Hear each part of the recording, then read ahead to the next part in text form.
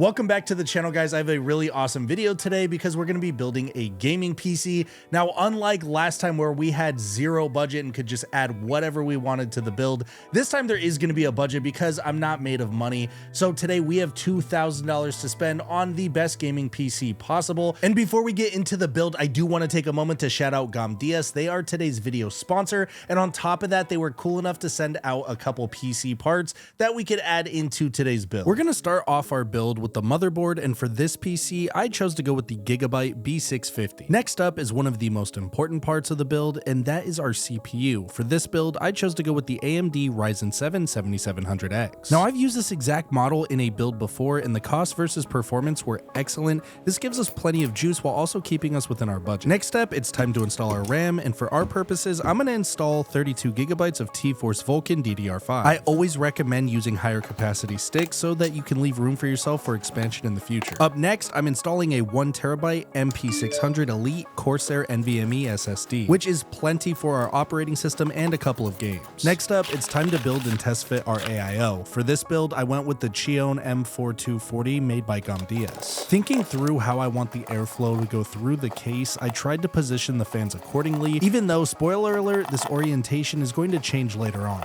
At this point, the installation is pretty smooth. It's only 8 screws that you really have to worry about for now. Then, all we have to do is peel off the plastic and do a quick dry fit, making sure that all the holes line up perfectly. After that, it's time to get our case prepped for installation. And for this build, I chose the Atlas M1 mid-tower PC case made by GomDS. One thing I absolutely love about this case is that it comes with 3 pre-installed fans, which is super convenient and saves us money so we can stay within our budget. Now, even though these fans look absolutely great in their current orientation, I'm gonna want to flip them around so that I can change the direction of the airflow. And if you've never built a PC before, here's a quick rundown on fan orientation and airflow. This is the front of the fan, which is responsible for air intake and aesthetically looks the best. On the reverse, this is where air is exhausted. One way to easily tell is there's usually an X on the back side of the fan. Of course, this side isn't as pretty, but it's extremely important to know the difference. This way you can keep your PC running cool. And now that we have our rear fan securely in place, now it's time to flip over our PC and remove the back cover. Doing this helps us expose the bulk of our cables, but more importantly, the other 2 fans that I need to remove and modify. So I proceed to unscrew those fans and flip the PC back over. And after doing a couple test fits, I quickly realized that not only do I want to flip the orientation, but I actually want to move the location as well. So instead of putting my fans on the back of the case like they were, I'm actually going to use that space for my AIO. And now that I have a game plan in place, I make sure the cables are routed in the correct direction for how I want to manage them, and also the orientation of the fan is blowing the proper way, and I bolt them down to the case. Don't be afraid to do a little cable management in between each step. I know it's everyone's least favorite part, but a little bit of time now can save you a considerable amount of time later in the build. And now that I got all those cables sorted, it's time to bolt down our AIO into place. Again, this is only 8 screws, so this is pretty simple. Now, remember earlier when I said that the AIO fan orientation was going to change? Well, here's the time where I'm going to flip them, and this of course is because I want this to become an air intake coming from the back of my case. Ultimately, this decision was made because I never really like to put air intakes on the top of the case, just because dust can easily settle and get sucked right into the case. Instead, the exhaust goes out the top, and this eliminates a lot of dust from entering my case. After that, we can drop our motherboard into the case and then use the 9 screws to secure it into place. A side note, I did have to readjust and realign the screw terminals underneath the motherboard,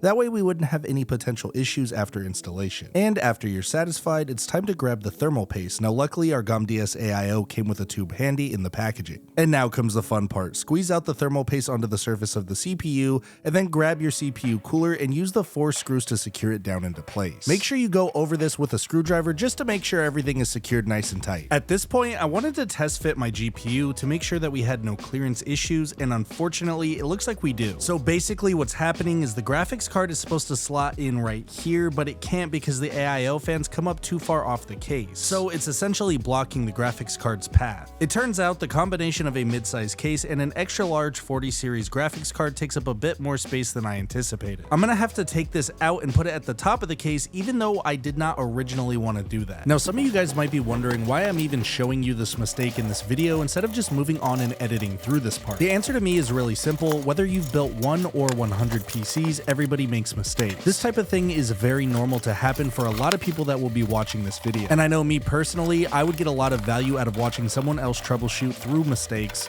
rather than just glaze over them. This way I can learn from it and try to avoid it on the next build. Also, I've never claimed to be an expert, and everything you guys see me do in these videos are completely self-taught. Basically, I just try things out and I learn through troubleshooting my mistakes. What you guys are seeing me do right now is flipping over the AIO fans, and this is because they're going to be at the top of my build now, and we want to make sure that they're exhaust fans and not air intake fans. Otherwise, as mentioned before, it could bring a lot of unnecessary dust into the case, which I really don't want. The major headache that happens with a mistake like this is having to redo all the cable management over again with less room than we had before. Remember that we had just installed the motherboard, and since I'm not willing to uninstall it right now, I'm just gonna have to work around. And if this does happen to you, don't panic, because fixing it's really not hard. It's just very tedious. Make sure you take a couple deep breaths before proceeding, because you don't want to make the fatal mistake by damaging your cables or motherboard out of accidental frustration. I know this sounds kind of funny, but I get really frustrated when stuff like this happens, so I lit my candle and I put my AirPods in,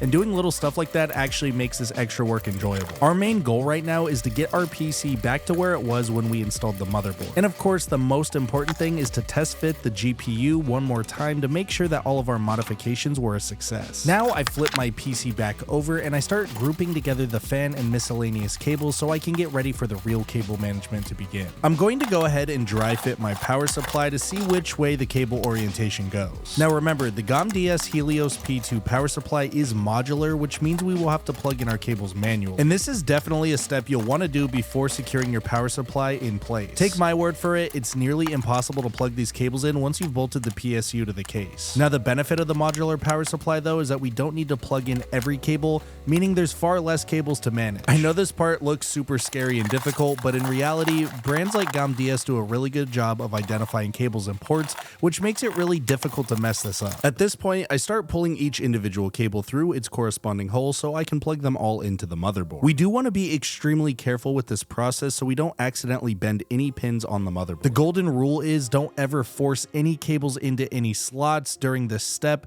As long as you take your time, this part will be easier than you think. Again, if you're working with small or medium-sized cases like I am here, you can avoid a lot of difficulty by plugging some of these in before you even screw down the motherboard in the first place. In hindsight, I definitely should have done that here, but since I've been working with larger cases lately, I misjudged how tight of a fit this would be. Now that our cables are all in place, I flip the PC back over so I can install the GPU. I find it much easier to install when the PC is on its back like this rather than standing it up vertically. This way, gravity can hold the graphics card into place while I secure it down. And now for the moment of truth, I'm going to power on my PC for the very first time. As soon as we flip on the power supply, I can immediately see the screen that's built into the case and the AIO screen both light up, which is a great sign. After that, I hit the power button and the AIO fans and the GPU both fire up as well. Unfortunately, there is a small problem. I'm not seeing the case fans spinning or emitting LEDs. Nonetheless, the PC boots up into the BIOS just fine, and I quickly confirm all the hardware is being registered. The great news is I can see everything as it should be, so now it's time to power this thing off and figure out why the case fans aren't spinning. So after spending lots of time rifling through my cables and checking each and every connection, it turns out all I had to do was plug it into power. With all that out of the way, I cross my fingers for good luck and hit the power button, and it works. Our PC build is finally complete.